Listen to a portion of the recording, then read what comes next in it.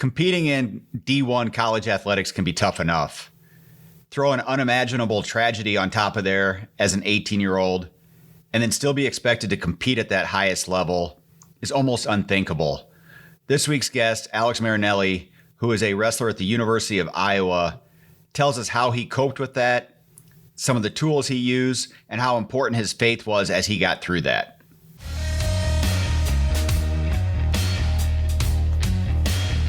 This is the No Excuse to Miss podcast.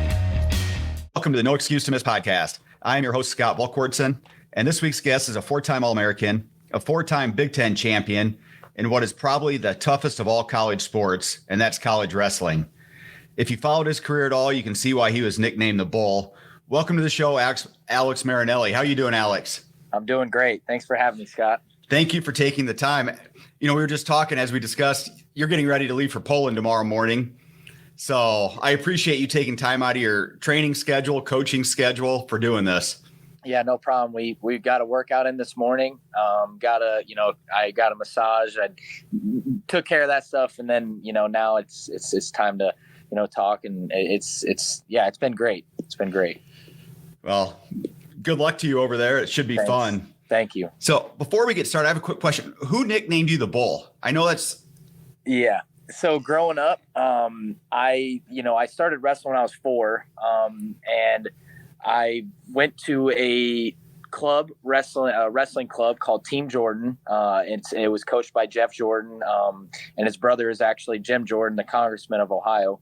And Jeff Jordan coached at St. Paris Graham High School. That he was my high school coach. But growing up, I went to his club and I double-legged a kid, and he goes, that's the bull. Like, that's the raging bull. So so that ever since that double leg he saw, it stuck with me. And I pretty much hear it more than my first and last name. So the bull, if, a lot of my teammates, a lot of my coaches growing up have always called me that. My wife does not call me that. She usually calls me Alex, but yeah, it's kind of just a name that stuck with me, and it is my style. I kind of like to attack a guy and run through him, and yeah. Well, that's what I didn't know if, because if you watch your college career, you can tell that nickname fits you very well. Yeah. I'm a stubborn guy. A lot of times I got to be just more tactical and smart and calm in situations that are crazy. And, sometimes being over aggressive can bite you, but at the same time, being here at Iowa, Tom and Terry have tried to coach me and teach me ways that can hone my skill there. So. Well, that's awesome. And I know there's so much I want to get into with your career and everything. And now you're transitioning to the coaching and stuff. But before we go to there, in Iowa and I think in Big Ten country, people that follow wrestling, they know your story very well. Mm-hmm. But for my listeners that may not know it as well, can you kind of touch on a couple different things? One, you mentioned your wife, Mariah, mm-hmm. and the tragedy that you guys went through early in your career. Yep. Yeah. So I came to Iowa 2016. That's when I graduated high school. I came in the fall in 2016. Mariah was already here. So she was a grade above me. And then she kind of developed a relationship with the wrestling team. She was a manager. And so she was really close with Tom, Terry, the whole team. She was really close with them. And she had a twin brother who wrestled at Wisconsin at the time. And he was my teammate growing up. He was my high school teammate, Eli Stickley. And he was not the most talented. He was a state champion, as a one-time state champ his junior year. But he always worked hard. He was the hardest worker. He did everything right. Kind of one of those guys that you wish would be a four-timer because he did everything right. But Eli had just a great perspective on life and in sport, and where he placed his faith. And then in 2018, I had a plan to propose to Mariah because we had been dating. So I started dating Mariah back in 2011. And it was junior high sweethearts basically. So since I was 13, we were dating, and I was like, I want to ask her to marry me. And I had a plan to bring Eli and his parents to Iowa City to ask her to marry me and surprised her. And on the way, he about an hour before he reached Iowa City, he fell asleep at the wheel as we think, and he flipped his truck and passed away, and had like a skull fracture and passed away and died on impact. And yeah, and it's tough to look back on that memory now, because it's been 4 years. This July 5th, it actually happened 4 years ago. And I've blocked it out a little bit. Like I've kind of like moved on from just the tragedy, but not just like from losing him. Obviously, it's been one of the hardest things to deal with for my wife, for her family, and for this team. Like how they came around us and supported us. There was a tribute to Eli at a Wisconsin dual meet. Just a lot of things that have gone on after Eli's passed, and he's impacted people so much. I'm kind of rambling, but that's basically what happened, and I'm forever impacted by that. Well, and, correct me if I'm wrong, but the Big Ten then did a documentary on the entire situation, which I encourage you, if it's out there, to go try to find it. You won't make it through with a dry eye. You know, because I lost my sister 5 years ago. So, but I don't think even to that degree, I don't see how anybody's going to sit through that with a dry eye. No. I mean, it's an incredible story, and I encourage you to watch that. You mentioned Eli's faith, and I know like during your career at Iowa, you were always very open with your faith. Yeah. You know, even a lot of times wearing a, shirt that mentioned your faith, like in your post-match interviews. Yeah. Were you always that way, or did that come? Is that something that developed after the passing of Eli? No, I think that's always something that I've always been about with my wrestling. But honestly, I wear a Jesus Train shirt before every single match. It says Jesus Train on the front, and then it says God Family Wrestling on the back. But I really got that from Eli. In high school, he would always wear it. And so our high school coach kind of made that shirt for his club and for his camps and stuff. And he sold it because our high school coach is a believer as well. And it's like basically a faith-based program. So they instilled the gospel in us, and we did Bible studies in high school with our team. It was very genuine. It wasn't like a fake faith where you're like praying to Jesus for a victory, or you're praying for success. Like really it's to honor Jesus and what he did for me, so I can live for him and compete for him and compete without fear. And Eli really instilled that in me. I wasn't big into my faith when I met Mariah. Like I knew who God was, but when I met Mariah in 2011, like Mariah and Eli, they were so involved in the church and involved in their faith that their Bibles were like falling apart. And usually when that happens, your life is not. And so like Eli and Mariah were like super just all about the gospel, and I loved it. And you could tell their family is so tight knit that they loved the Lord, and they just had that to lean on. And so when I got to college, I wanted to use that my platform, the right way. I wanted to use it in a big way. And every single time I go out there and wrestle in front of 15,000 fans in the Carver Hawkeye Arena, they're looking at my shirt. They look at me, but then they see like, okay, he knows who Jesus is. Or maybe a little kid's like, oh, who's Jesus? Like, who is that person? Like, and I want to make it cool to be a Christ follower. Like it's a good thing. It's a cool thing to be a believer in Christ. And that's something you don't see out of a lot of people, especially as they're D1 athletes or coming up through, college. Even if they typically are followers, you don't see them a lot like professing it or openly talking about it. Yeah. Yeah. I think just to that point, like, I think it is easy to get lost in like the fame and the fortune now with NIL, and like just a lot of the things you navigate through life and in college. It's very easy to get sidetracked and not surround yourself with believers and people that'll just hold you accountable, because it is our job. It's not our job to judge others, but it is our job to hold people accountable. If we know they're a believer in Christ and they profess their faith, hold them accountable, because if they're not believers in Christ, then really they have no foundation to even do the things that you say you should do. You know what I mean? So Yeah. So really, finding ways to share and profess your faith in college athletics is tough, but it shouldn't be if you love Jesus. So That's a great point. How much was both yours and Mariah and her family's faith challenged after the accident? Mm-hmm. Yeah, I think they'll agree that it's the worst day in the history of their lives. I mean, they'll agree that it was a nightmare. It was something that you'll never want to experience again. The parents should pass away before their kids. That's Yeah. Life should work. And in the human eye, and the human mind, that's what you think, that's what you go to.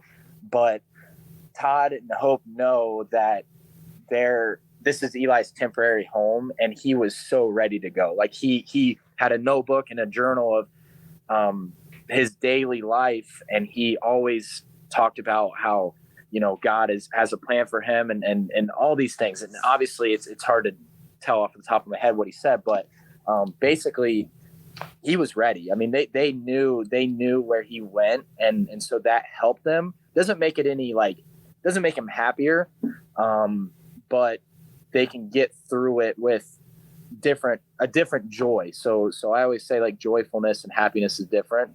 Happiness is fleeting. Like you can be happy. I can go to Chick-fil-A tonight and make myself happy, but am I going to have joy in my heart knowing, okay, this is the best thing for me, for my competition or stuff like that. So I have joy knowing that Eli is in heaven. Am I happy about it? Probably not, but I'm joyful. That's a incredible way to look at it. Yeah. And the Bible doesn't promise happiness, and the God doesn't want you to be happy. He wants you to be holy. So, and I think that's incredible. And it's so cool. I've always admired that about you as you went through your career, and I watched you, that you were so open with your faith and everything. And, speaking of your career, for those that, like I said, maybe they're not from, or they don't follow college wrestling, in Iowa, it's almost like religion, kind of like in Pennsylvania and a few other areas. But I think people would be shocked to find out that Carver Hawkeye packs 15,000 plus in for a wrestling meet. Mm-hmm. And it's hard to get a ticket. I mean, last year, I think this better than I do, but they sold out season tickets like right away. Yep. Penn State tickets were going for like $1,000 a piece. Like it was nuts. I mean, it set records on the Big Ten Network as far as, outside of like football and basketball and the big sports, and the atmosphere watching that on TV was incredible. What's that like when you get both, like, as you're getting ready to come out of the tunnel and right before you go on, kind of what's that mindset that you have to go through, knowing that all 15,000 people's eyes are on you, your teammates are on you? It's not like a team sport in basketball or football, right, where there's 11 guys out there in football, 5 in basketball. It's you and your opponent. Yeah, it's basically like you're a gladiator and you're going out to battle in front of thousands of fans that are now intoxicated because they can sell alcohol at Carver Hawkeye Arena. And so it gets a little crazy. But I think, honestly, when I go out there and wrestle, I am like blacked out. I'm zoned out into absolutely destroying my guy, and not destroying him in a way that gets me out of position, because I have to be focused. I have to know, all right, this guy wants to take me down, so I got to defend while also trying to take him down. But also before the match, Tom and Terry Brands always tell us to stay in our match. Stay in your match. You have 7 minutes out there to wrestle in front of 15,000 fans. Stay in your match. Don't worry about Spencer Lee if he goes out there and gets a pin or not. Don't worry about DeSanto. Don't worry about Jay Nyerman. Worry about Alex Marinelli. And like, that's the best advice you could probably give a wrestler when they're dealing with anxiety, when they're dealing with fear, when they're like, oh my gosh, there's so many people, there's so many things going on. Worry about your match, man. Like, just worry about your match and go out there and wrestle. It's very easier said than done, but I think when you go out there and you compete, you just see a guy in front of you, and you hear the crowd after. Like, if you get a big win, like this year, I majored my guy, which means you beat him by 8 points, and it was kind of a match that was not. I don't know if I was expected to major him, but he was a guy that's a very worthy opponent, All-American wrestler. And I went out there and majored him, and we ended up winning the dual meet. So it was just an awesome experience. And then wasn't it the Penn State meet? Didn't you have a major there too that you guys even ended up losing the meet, but at the time it tied it up with your major? Or yeah, you're right. You're correct. So we, because that place went, I mean, you could feel like the electricity watching on TV. I'm thinking back on when Kemmer won his match. That was 2 years ago, and we ended up winning the match. End of the dual meet, or won the dual meet. Now the meet that I measured my guy, we ended up losing that match, but yes. But when you did it, it tied the meet, yeah. And the place went absolutely bonkers. Yeah. I mean, it's tough to stay humble in those situations. Like you want, like obviously you can flex and like you can do all these things, and but it's definitely like a cool experience. I mean, you're I don't know. Like I have a picture of it in my office right now. So it's pretty cool. That was awesome. Yeah. And so the one thing that you probably had that most college wrestlers don't have is Mariah was part of the team as one of the team managers, correct? Yes. So growing up, Mariah was always involved with wrestling. So when she went to college, she wanted to be a manager for the wrestling team and help out with like anything laundry, like food. And then when the director of operations position opened up, she accepted that, or she applied for that and got it. And then now she still is the director of operations for the team. So she deals with like flights and like anything logistics for wrestling, anything that the team needs, she's got it, hotels, all that kind of stuff. So, so what was that like for you as a competitor to have her, by your side, basically? Yeah, I think it's a very unique situation. It was special. I loved it. It was very tough to go out there, and if I got beat, it was very tough because she knew that I was so much better than that. I know, like numerous occasions. I mean, you remember your losses more than your wins, honestly. But I lost at Ohio State, and I go off the mat, and I knew there was this connection that like, all right, we're pissed off. Like let's go out there and redeem ourselves and go out there and get a victory the next week. Like we're a team, so we kind of, when I hurt, she hurts. So she's just a part of the team, and it was just a natural thing. So you just mentioned something there, as you guys being a team, how is the mindset like, let's go back a year when Iowa won the national championship. Mm-hmm. You did not win the national title that year. No. How do you kind of compartmentalize that you're, I'm sure you're thrilled that your team and your brothers, reached the pinnacle. Yeah. And kind of unseated Penn State that had held that mantle for a while. But then individually you didn't meet your goals. How does that kind of, how do you mentally handle that or compartmentalize it? Yeah, I think there were 9 guys on our team that didn't get what they wanted. So Spencer Lee was the only one that won that year. Kemmer was in the finals. Ironman was in the finals. And I'm pretty sure one other, no, maybe just those 2 that got second in the finals, and they both lost in overtime. So I lost in the quarterfinals in overtime. There's just a lot of matches that were just lost by like one takedown, and it's just a bad feeling in your stomach. Like you just know that if it would have went a different way, our tournament would have been so much more special. Like winning the nationals is great, bringing that back to Iowa City, but individual titles, people remember that for the rest of their lives. I mean, obviously you remember the national title, but winning individual is the pinnacle. Well, and I think I read that you've said you've won 4 Big Ten titles. Yeah. But you said, and you can correct me if I'm wrong on this, that you'd trade all 4 of those for one national title. Everyone remembers the national champ. Everyone. I mean, you can ask anyone in the country, you know, would they take a Big Ten title over a national title?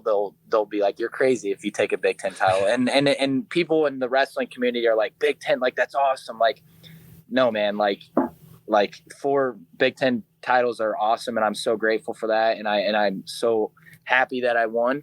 But I will have to forever live with not being a national champion, and that's something that's tough. And I'll forever have to navigate and deal with it haunting me. Like, there's just a lot of nights where I sleep where I have dreams of me losing, or I can't get to my match, and then I miss my match and I lose, or you know, Tom's talking to me after the match that I lose. Just a lot of PTSD, I guess you could call it, because you put your whole life into it and you think it should happen. Well, and you mentioned, you know, you've been doing this since you were 4 years old. Yeah. And yeah.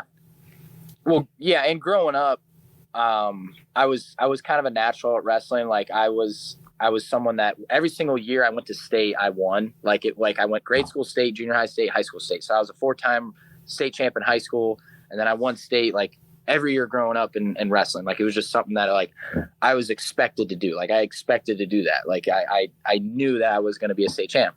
Well, then when I got to college and I didn't end up winning a national title, like, it doesn't sit well with me, and it still won't. It's always going to haunt me. And I've talked to numerous amount of, former Hawkeye wrestlers, and they're like, you know what, like it's gonna hurt for a long time. Like, you're gonna have to do some mental therapy for sure. And now you're still competing, as we mentioned. You're going to be leaving for Poland to compete, but you're also now helping coach, run camps, and do different things. Yeah. Do you think not reaching that pinnacle will help you understand and almost become a better coach as you're working with young athletes? Yeah, I think that's one thing that helps with coaching is, you can't have an ego when you coach. I mean, Tom and Terry Brands do not have an ego. That's definitely it's noticed, because they never talk about their Olympic aspirations and their dreams.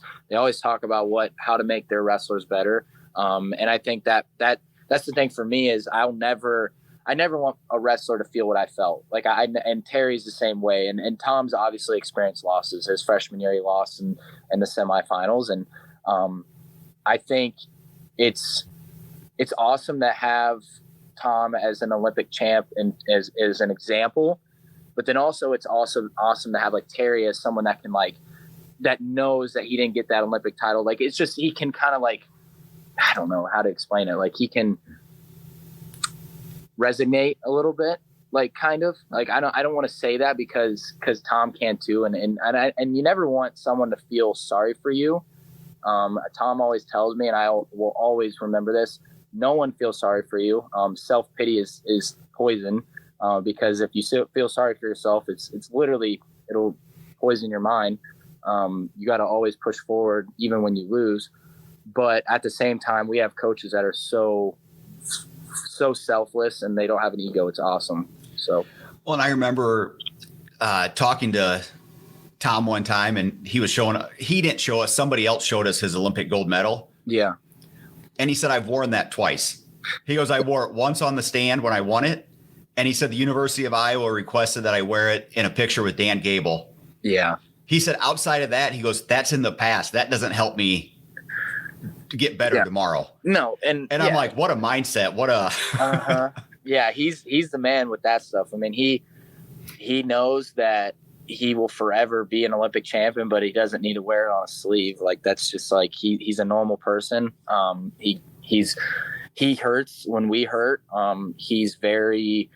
When I lost at the Nationals, I mean, it's something that I could tell he invested so much time. So you feel like you let him down, but he was so loving, and he's like, take your time. He's like, honestly, if you don't want to compete again, you just take your time. And, I didn't take much time. I kind of got back on the mat pretty quickly because I was healthy. I've dealt with a lot of injuries in my career.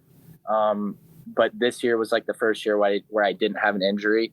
And then I got back and I told Tom, I was like, hey, I really want to coach. I don't know what that looks like, but he's like, right now, be patient. And I can see you still having some fire in you and competing. And he's like, I don't want your youth to pass you by. And that's so true. I'm wrestling really well right now. It's crazy. You get done with college wrestling and there's a little bit more freedom. You don't really feel like a lot of pressure, but even though pressure is kind of a made up word. So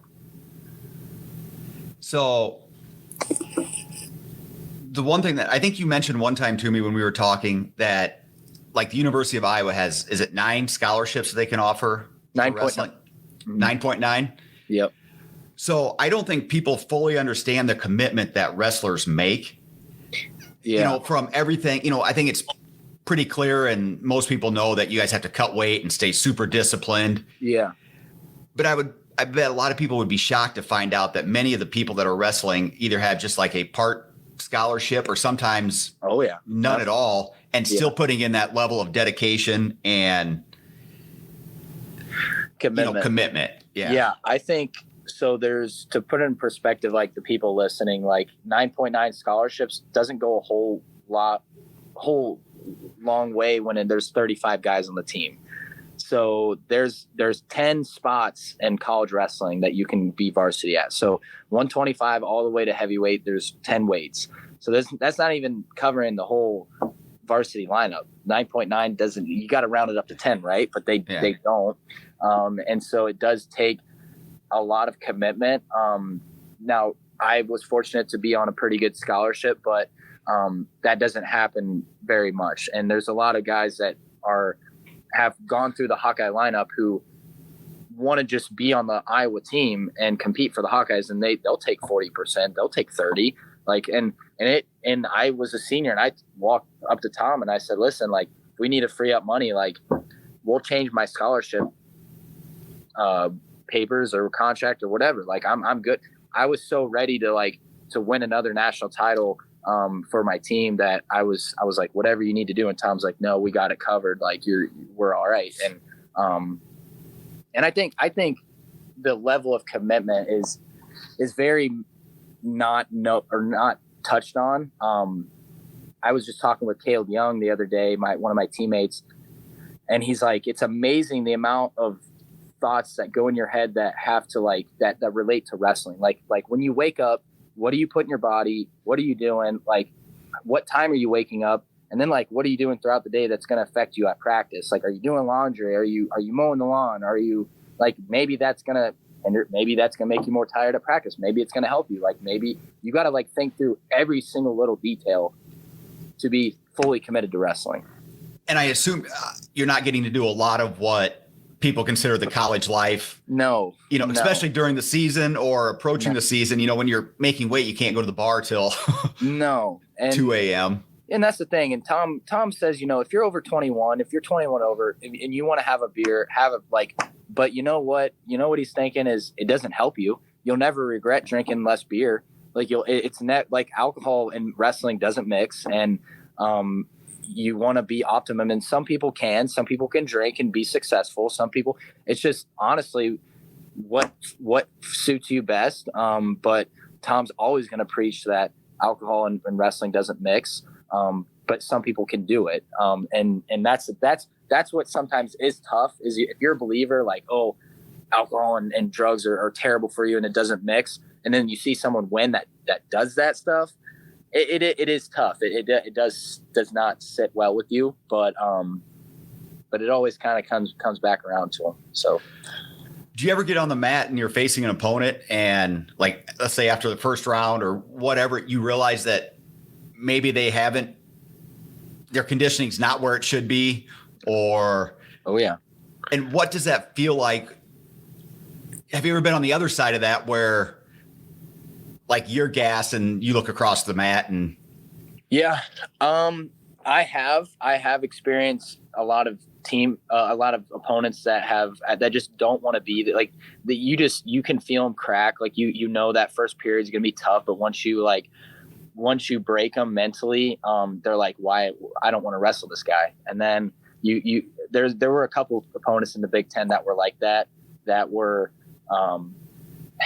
they just didn't like wrestling me. I could just tell. Like you could just tell they were like, oh man, I have Marinelli in the semis, or like I have Marinelli in the quarters, or like I could just tell. And then also, I know for myself, I competed in like a junior national or junior freestyle open or junior freestyle world team trials or something like that. And I didn't cut my weight right. I was probably a little too heavy that summer.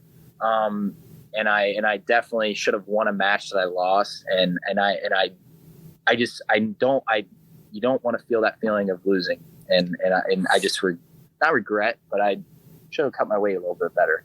So. But that stuff probably sticks in your mind when you don't want to be training or you don't want to be doing the extra conditioning forever. Yep. You know, that you can draw back on that and be like, I don't ever want to feel that again. Forever. Yes. You know, and I'm always interested in like the mental side of things. And I've heard Spencer Lee talk about, he was on a podcast that I listened to one time where he loved to be the first man out. Yeah. He said, he said he wanted to get out there, wrestle, be done. Yeah. So he could cheer on his opponents. He didn't want to have to sit in the back. No. And wait, he said, because a lot of times, he said, especially like last year when he was dominant. Yeah. Teams, if they had the choice, they wanted to start right above him. Yes. And so basically they had more time. Yeah. And put him, and he said it drove him crazy because the way he's wired, he wanted to be out there and get the job done and then go cheer you guys on. Yeah. And that, like, I wrestle at 165 pounds. So I'm like the middle of the dual meet. Like if it starts at Spencer, like the dual meet could be going great or it could be pretty close, and you got to go out there and you got to perform anyway. So I can watch some wrestling and then I can end up with like watching 84, 97 and heavyweight. So usually I kind of miss the 74 match because I'm back cooling down and like doing some push-ups and stuff. But I think Spencer's a freak of nature. It don't matter when he's up. So it doesn't matter. Well, I've been watching him on Instagram. He's big into the pull-ups and doing the muscle ups and all that. He's done pull-ups ever since he was little. Yeah. Oh, I didn't know if that was because of the knee injury. He's had to redirect his energy elsewhere until he's a full go. Yeah. Yeah. So moving forward, like what are some of the things that you think you can bring to the table from the coaching side, given your history of one, being able to probably put things in perspective, like with what happened to Eli. Yeah. You see something like that. Yes. Not winning a national title, I'm sure absolutely sucks. But if you're able to ever step away and look at things, you can start to put them in perspective. Yeah. And then just given the dominance that you had during your career, like how do you see yourself going forward, being able to help out as you coach, young kids? Yeah, that's a good question. I mean, why would someone hire me? Like, why would, and I think the biggest thing is I want someone to win as much as I wanted to win in college. If I'm going to coach an athlete, I'm going to be all in. They are going to get all of me, not just like part of me. And when I'm feeling like it.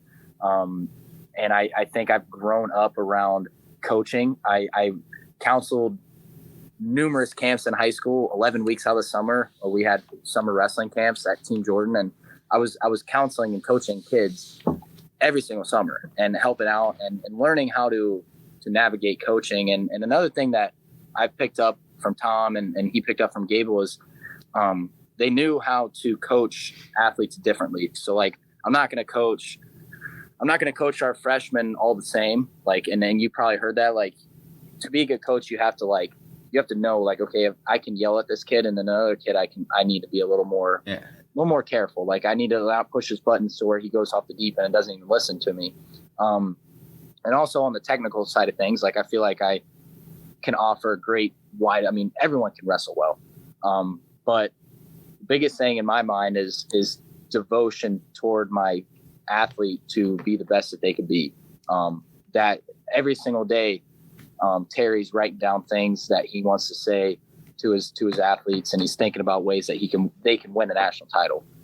That's the thing.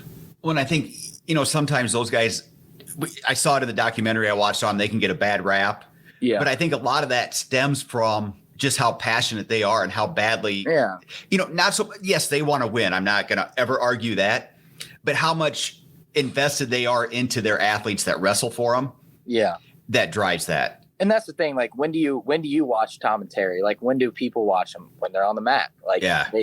they've since they were in college. Like, everyone's like, oh my gosh, they're jerks on the mat. And then they see them coach, and they're like, oh my gosh, they're jerks on the mat still. Like, they still are fiery, and like they still want to win. Like, and you always see them on the mat, and they're always competitive. And then when they get off the mat, everyone's like, wow, like, they're pretty normal. Like, they're pretty funny guys. Like, they're great to be around. They have great wives. Like, they have great families. Like, and then it always happens where post-collegiate athletes come and train here, and they're like, wow, this is totally different than I would thought it would be.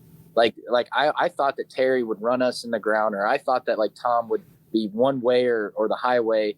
And Tom and Terry are like, you have some freedom with your training. Like, you're like, it's not all us. Like, you have to be pretty independent when you come to Iowa. Like, you have to, they just can't make you win. So, like, how do you feel like the transfer portal is going to change like college athletics, both wrestling and, beyond? Because, like you said, you have to really know your athlete. Can you yell at them, or do they not respond to that? And then, okay, I'm not going to be able to beat this guy. He's, we're both freshmen, we're both sophomores, whatever it is. Instead of trying to, I'm leaving. I'm just going to go find somewhere else to wrestle. And that's happened very, very recently. There was a kid that was going to transfer in, and he's going to be here soon. And there was a kid that transferred out, and it's like, man, like, you didn't even give it a chance. Like, you didn't even like let it play out. Like maybe wrestle off and like test yourself a little bit, and then go out and maybe transfer. But I think, giving athletes freedom and power is great, but at the same time, it can be pretty tricky as a coach. It's very hard. Like, Tom's job has gotten a lot harder with NIL, with transfer portal, because then it's like, the athlete has all the power. Like, he can make more money than the head coach. Like, he can make more money than assistant coaches. He can go transfer and go wherever he wants. Like, it's pretty crazy. And that's why it's like, some people are like, oh, do you really want to get into college coaching now? I'm like, yeah, like, I love wrestling. I love coaching, and sports is my education, honestly, because I'm currently in the master's program here at Iowa in sport and rec management. So I'm learning about NIL, like building facilities, like how to keep up with our opponents, basically. Because that NIL, you see it in football now, and you see it. Yeah. Some of these like college quarterbacks that are coming out of high school are signing huge NIL deals before they ever throw a collegiate pass. I know it. And, you just look at the pressure that's on them. Yeah. And then it's a tricky thing. I get it. And I'm glad to see collegiate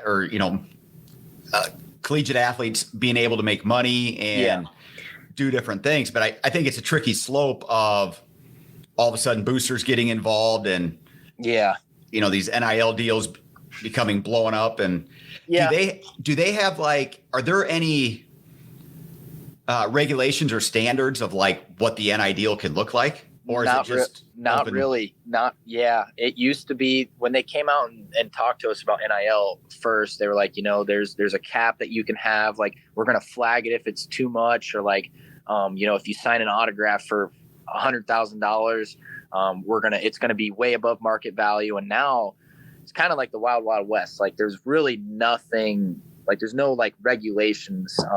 Obviously the university may have some rules and regulations, like who you can sign with, like alcohol companies or something like that. Like, or they do have rules where if I sign a deal, say I sign a deal with Volquartsen Firearms, say I do that. And I'm on the university campus. If I take a picture of me with that, they're like, hey, we didn't get our cut for it. You're on the university campus. Like, we didn't, like, that's property of University of Iowa. So you have to either pay them rights or get the rights to do that stuff. So, yeah. So it's a tricky. It is. There's a lot of things, and slippery slope. Yeah. There's an app on your phone that you download, and you're supposed to record everything. And I'm sure a lot of athletes don't, like, but if you get like an NIL deal, like you put in like what you made, the contract, and then they look over it and then they approve it. There's a lot of things that go into it, but yeah. Yeah, definitely going to change the landscape of college sports.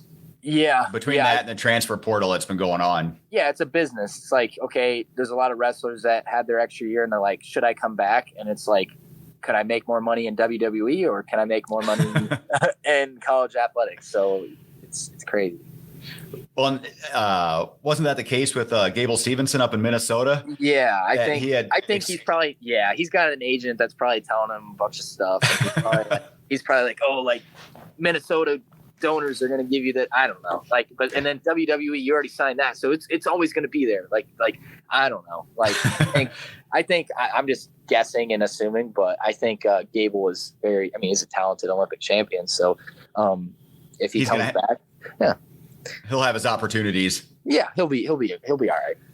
So like just a couple more questions and I'll let you finish getting ready for Poland. But yeah, when you were growing, who did you look up to as like a role model in wrestling, or who did you want to be when you were? Ooh, that's a good question.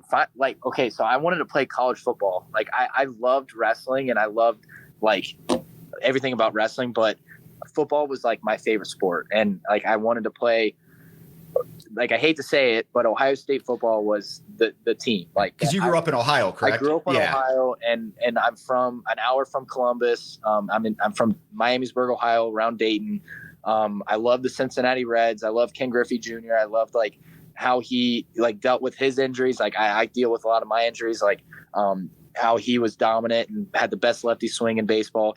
But then the ultimate football player was probably AJ Hawk. I wanted to be a linebacker. I was 5'9" in 8th grade. So I was 164 pounds in 8th grade. So like, I thought that I was going to go play college football, and everyone like gives me crap and they're like, oh, Marinelli, you would have been in the NFL. Like, they're like, they're like, obviously I was an aggressive kid and I like dominated that. But if I would have kept growing, hopefully like I would have worked hard enough to be something like that. But yeah, I think AJ Hawk, Troy Smith, like all those guys, like I think, Ted Ginn Jr., all those Ohio State football players. So, and that was something I was going to ask you too. You mentioned Ohio State. Was it Ohio State and Iowa that you had the recruiting battle? Yeah. Over you? Yeah, there was a lot of pressure from, my family and a lot of things. And I mean, a lot of people have heard that in the wrestling community, how that all went out and played out. And, Ohio State, they offered, and they kind of made it pretty difficult and put some pressure on me. And then my family's like, hey, you gotta commit. And they did a lot of things that, I've learned from and they've learned from, I'm sure. And then, ultimately I wanted to go to Iowa. So I verbally committed to Ohio State, and I hate flipping because I'm a man of my word, but I did what I ultimately wanted to do. And so when I committed to Ohio State, I felt like it wasn't for me. It was to beat people off my back, basically.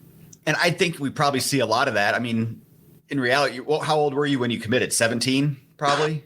Maybe even younger. Yeah, younger? 17, 16. Yeah, like it was like going into my junior year. So yeah, so I mean, we're still pretty impressionable by our parents at that age, or our family around us. Yeah, the local. Yeah, or your family feels like, okay, we've invested so much, like this is what you should do anyways. Like why would you want to go 7 or 8 hours away from home? And when we've and I will never be able to repay them. And I thank them a bunch for driving me and supporting me and giving me the life and that I've had growing up. But this is my college decision, and it's tough. It's tough.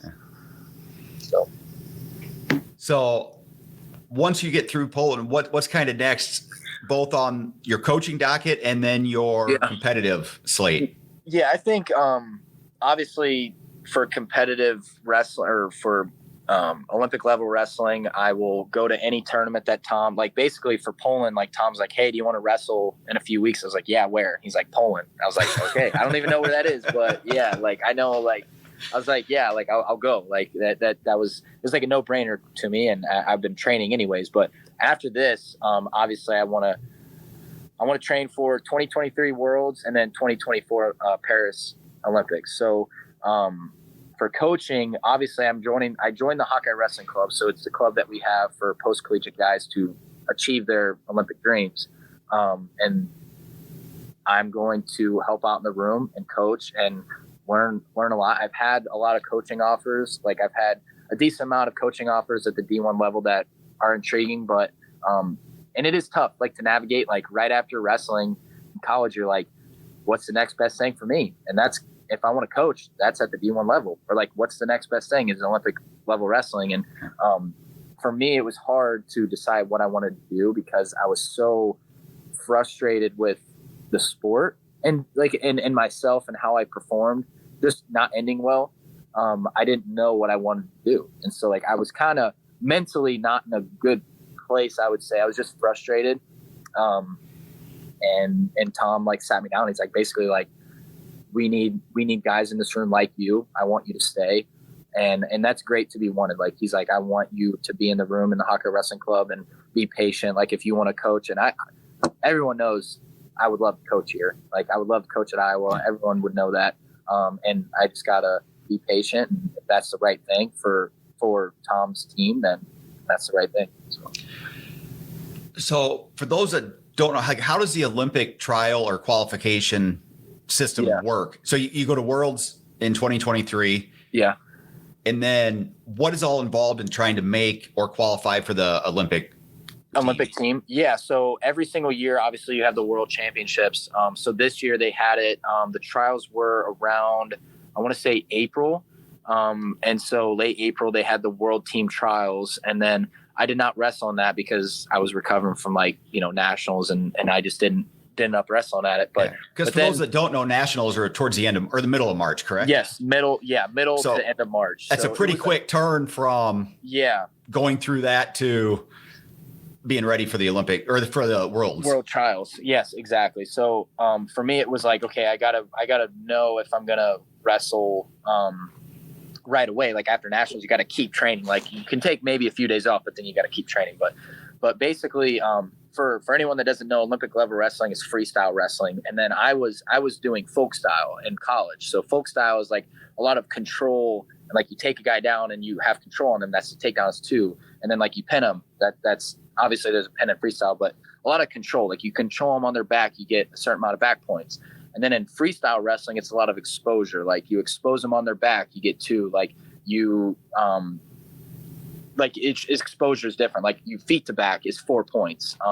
So transitioning from folk style to freestyle for me is a whole different world. Like obviously wrestling is wrestling, but I'm trying to learn different aspects of freestyle and be ready for that. And train for that. But world trials, Olympic trials, the trials are around April, and then obviously the Olympics are in 2024. So you go compete for that. So it's tough to make a World Olympic team because the Americans they're very good. I mean, they're a very good team. Like we have a lot of guys that around my weight that are predominantly very good. Like they're Jordan Burroughs, Kyle Dake.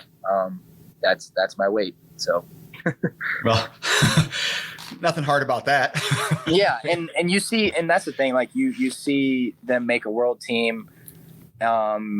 And you see how at trials or whatever, who they've wrestled, and you kind of can like maybe be like, oh, like I've wrestled that guy and he beat Jordan Burroughs. Like I wrestled the guy that he wrestled Chance Marcel. Like I wrestled him, but it's different. Like, I mean, it's freestyle wrestling for one. And I wrestled some of the guys in folk style, and then he's got a lot more experience. And you just, and that's why I think with this whole Poland tournament, I'm just getting experience and exposure. Like it's really just to prepare me for that senior level experience. So last question, what's the one thing that you learned from wrestling all these years, or even wrestling at the University of Iowa, that you can take with you for the rest of your life, regardless of whether you stay in wrestling?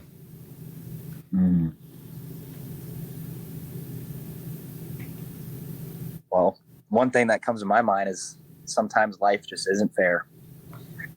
Like sometimes it's just not fair. Amen. Like I've had a lot of injuries. I have no ACLs. I have 2 torn labrums, like both shoulders. I've tore my meniscus multiple times. I just tweaked my knee yesterday. So like, it's like I've tweaked it, but who cares? Like no one cares. Like no one cares if you're going through a tough time. but if they do, okay, like, what are you going to do about it? So life isn't fair. So then what are you going to do about it? And then also one more thing is the next best thing, like control what you can control. And Tom's always telling me that, like, attack the next best thing. And I think one thing that I learned from Tom is that when things aren't going your way, do what you can do to make them go your way. So when Eli passed away, literally the morning after, Tom got me up. He walked into Mariah's apartment where we were up all night. We were all in the living room. I was like barely got any sleep. He's like, "Hey, let's go for a run. Like, let's go run." And the last thing I want to do during that time is to work out. Yeah. And I got on the treadmill and I worked out. And then after I worked out, that's when it hit me, and like all my teammates were like hugging me, and like it's tough to talk about now, but that's what I've learned. Like, pick up your cross. It's going to get heavy sometimes. Pick up your cross and go walk. Like that's what I've learned from my faith to relate it to wrestling is your cross is going to get heavy. You got to pick it up. So, and I don't think there's a better way to end this than that. And it also shows like the type of guy that Tom is. Yeah. And I think I've told you this. I was in the hospital at the University of Iowa having surgery on Easter a few years back. Okay.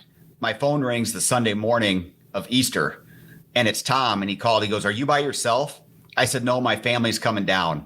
And he's like, "Well, if you were, I was bringing the family up because you're not going to spend Easter by yourself." And I didn't even know he knew I was in there. He had heard it through the grapevine from somebody else, through a mutual friend of ours, Pat. And okay. But I'm like, that's pretty cool with all that he has going on. Yeah. That he took the time to even make that phone call and willing to sacrifice his Easter Sunday to come up. So I wasn't going to be by myself. But like I said, my family was on the way. So yeah.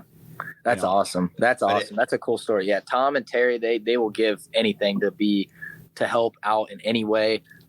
They're tough guys. They're scary at first, but once you get to know them, like, you know, they're pretty relatable. Like they know how to be personable for sure. Well, and I think whether you've been that way beforehand or you've learned that through them, I think you are a lot the same way. Yeah. Yeah. I try to be. Yeah. You know, Tom's a pretty good dude. Like, everything he thinks about is how to get better at wrestling and how to be a good person and how to be, obviously he's not perfect. Like, he tells us every day, like Terry and Tom are like, he's like, we're not perfect by any means, but we strive to be the best, and they're fanatics about wrestling and they're fanatics about life. And that's great. Well, and I've read some of the things that your teammates have said about you, and I think they had that same respect for you and the level of dedication and the person that you were as a teammate to them. So kudos to you. And thanks. Yeah. Thanks. Yeah. Where can people follow you if they want to keep up to date with what you're going? Yeah. I think you're doing. I'm sorry. Obviously, my social media accounts like Instagram, Alex Marinelli 165. And then Twitter, Alex Marinelli 65. I think I changed it for Twitter, but then follow the Hawkeye Wrestling Club on social media, on Twitter, on Instagram. They're going to be posting updates. The Hawkeye Wrestling Club is our club that funds us to go compete. So I didn't have to pay for this trip to Poland. A lot of donors, I'm sure Scott Volquartsen, you are a donor to the Hawkeye Wrestling Club, and that is you are helping me compete at Poland. So that's awesome. Go follow Hawkeye Wrestling Club, and then Iowa Wrestling and all that kind of good stuff. So yeah. Well, good luck to you. And it's pretty cool. I just saw that they've started digging for the new wrestling facility down in Iowa City. There's a lot going on over here. Yeah. They took down those trees, and there's going to be a freaking tunnel under the ground to connect to the arena. So it's going to be cool. Yeah. I think it's hard for people to completely understand how big wrestling is in our state. It's gospel. Wrestling is gospel at Iowa, and that's the thing. There's no professional sports in Iowa, so you got to think. In Ohio, you got the Bengals, you got the Browns, you got the Indians, you got the Cavs. All these kind of teams. Yeah, exactly. The Cavs. Nothing in Iowa is like that. And when you have Iowa wrestling, celebrities will come and watch wrestling dual meets. Ashton Kutcher came. He's a wrestling fan. I know he is. So it's it is something special, and there's a lot of momentum and support behind it. You just don't even talk about financially. I mean, talk about just the following and the support and the love for wrestling, and they're knowledgeable too. They're not just like dumb fans that have just started liking wrestling. Yeah, I encourage everybody, even if you've never watched it, this year when it kicks back off, watch the Big Ten Network. They do a great job covering it. And if you can find your special on you and Mariah and the tragedy, Yep. I highly recommend. It's called Alex and Eli. So. Alex and Eli. Yep. I highly recommend that. You guys won't regret watching that. And thank you again, Alex, and good luck this weekend. Yeah, thank you. Thanks, Scott. Thank you. And thank you to everybody listening. And as always, if you have any questions, hit us up at podcast@volquartsen.com. Thank you.